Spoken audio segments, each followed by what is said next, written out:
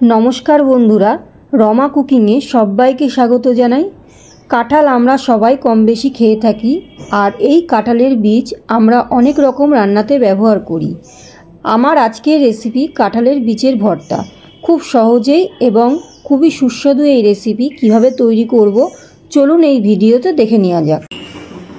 Gas on করে আমি একটা গামলা বসিয়ে দিয়েছি। গামলার মধ্যে দিয়ে দিয়েছি কিছুটা জল। এই জলের মধ্যে দিয়ে দিচ্ছি কাঁঠালের দানা বা বীজ।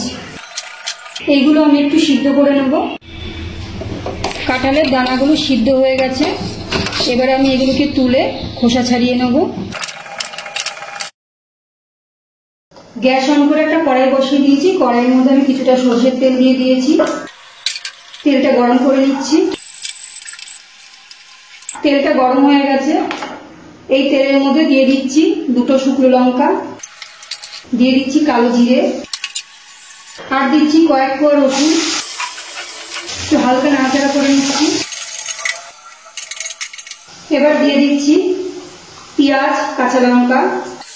এখানে 4খানা কাঁচা লঙ্কা চিড়ে দিয়েছি, আর একটা বড় সাইজের পেঁয়াজ কুচি কুচি করে কেটে নিয়েছি, সেটা দিয়ে ভেজে নিচ্ছি।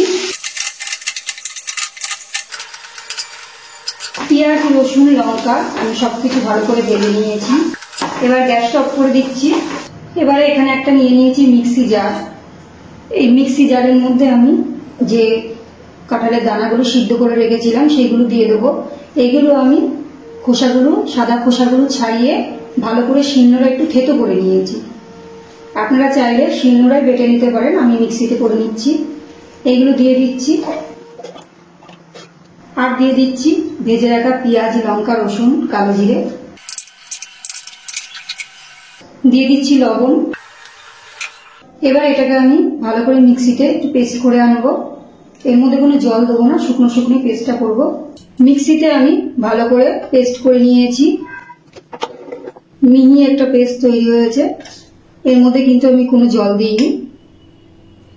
এবার আমি একটা কড়াই বসিয়ে দেবো গ্যাসে। গ্যাস অন করে আবারও কড়াইটা বসিয়ে নিয়েছি। এই কড়াইয়ে আমি দিয়ে দিচ্ছি কিছুটা সর্ষের তেল। তেলটা গরম করে নেব। তেলটা গরম হয়ে গেছে। এবারে এই তেলের মধ্যে দিয়ে দিচ্ছি। এবারে সবকিছু ভালো করে তেলের সাথে একটু ভেজে নেব।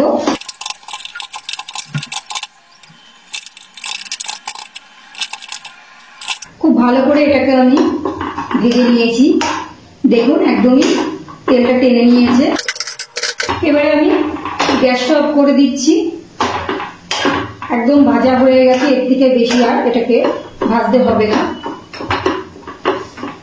এবারে আমি এটাকে পরিবেশন করে নেবো একটা প্লেটে। কাঁঠালের বীজের ভর্তা অবশ্যই একবার এইভাবে বানিয়ে দেখবেন। গরম ভাতের সাথে এটা খেতে কিন্তু খুবই ভালো লাগে। আমার আজকের রেসিপিটা আপনাদের কেমন লাগলো জানাবেন। ভালো লাগলে লাইক করবেন। নতুন বন্ধু হয়ে থাকলে চ্যানেলটিকে সাবস্ক্রাইব করার অনুরোধ রইল। সবাই ভালো থাকবেন, সুস্থ থাকবেন। ধন্যবাদ।